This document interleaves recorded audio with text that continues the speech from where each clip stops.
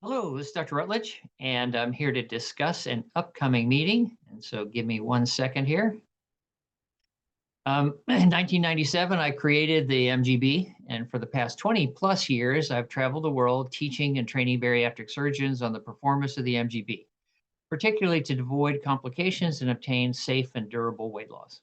Now, even in America, surgeons are coming around and are adopting the MGB, have been received final approval by the ASMBS.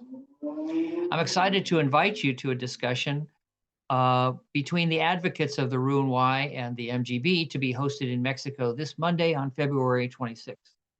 I imagine RNY surgeons, for example, will share reported benefits of the RNY and point out some of the reported outcomes of the MGB, particularly as an example of the tragically flawed Y-Omega trial, for example, a series with poor outcomes in OAGB procedures done by RNY surgeons.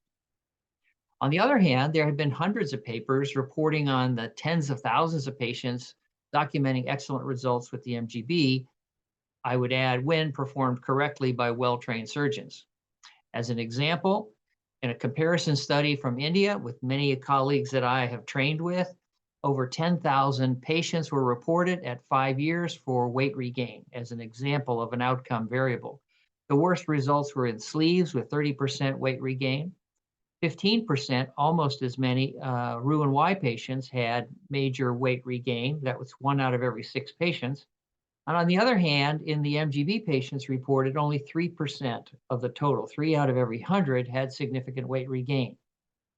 These two reports highlight what I call the MGB paradox. That is, some reports of good results and some of bad. My opinion is that sleeve and Roux-en-Y surgical guidelines, techniques, and approaches often do not work well in the MGB procedure. And many sleeve and Roux-en-Y surgeons have reported poor results and frequent complications in the MGB patients that they have applied their skills to.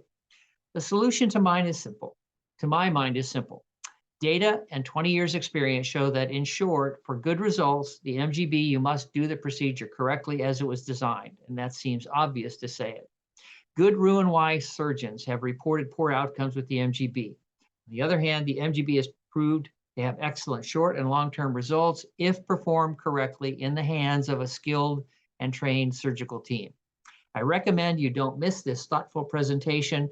And finally, I say feel free to email me at any time, drr@clos.net, if you'd like to discuss the MGB, techniques, complications, or management.